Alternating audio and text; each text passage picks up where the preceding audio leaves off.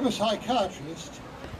My name's Alan Sanderson, and I have seen a number of adults who've been appallingly abused as children.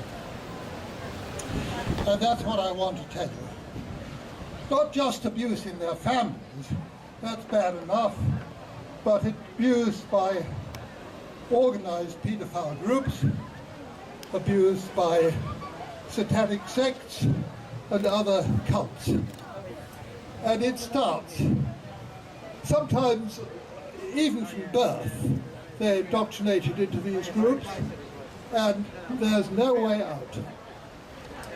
Long before they go to school, it is their life. Now, it happens to be the best crime because the way they're treated with mind control, it creates, in many cases, multiple personality. So the child that goes to school doesn't know that she's being abused. That's been hidden. She's another personality. She's a schoolgirl. She's fine. But the child that's being abused is hidden inside, except it comes out when she's being abused. So this is a horror which is in general not recognized at all. Now, in 2012, the Church of England came out with a well thought through document about helping those who have suffered or are still suffering abuse. And in that document, it says that every city in England has at least one sect. Every town, I think.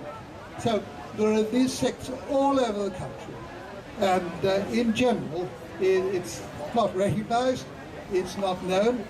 If people are affected in this way, if they're abusing them, even in adult life, they're the last people to complain about it because they have come just to feel that they are worthless. They've come to feel that they have nothing to say, and they're not going to complain. So what can we do about it?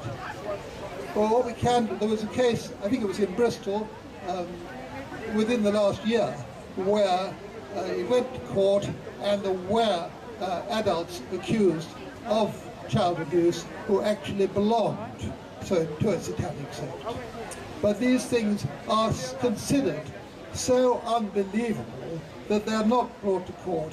If abused children are brought to the notice of the police, if the police are not themselves involved, and I'm afraid that happens, the police will in any case say, well, this case can be brought to court as child abuse, but we mustn't say anything about any cult activity because no one would believe it.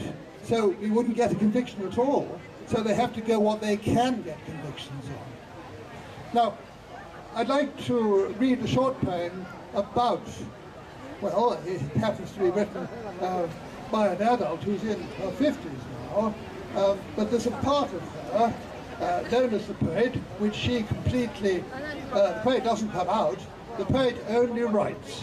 And she doesn't know if she finds a poem on her computer, she destroys it, nearly always, because she says it's too horrible. I can't keep this. I spoke to the poet in therapy, and she is an extraordinary person. I'll read out a poem which came to me only last week. Eyes are the window of the soul, but look into the dead eyes of an used child. Pick with care as you walk into the veritable labyrinth. At each terminus is a fragment of her soul. Take it with you and join it to the next, and so on. Only then do you get an understanding of the whole so carefully driven underground by destructive intention. But unbeknownst to them, the core that was so carefully protected under the rubble of despair and near destruction has and will survive. The point where all growth and healing lies So, resurrected doom to all its deserved glory. Thank you.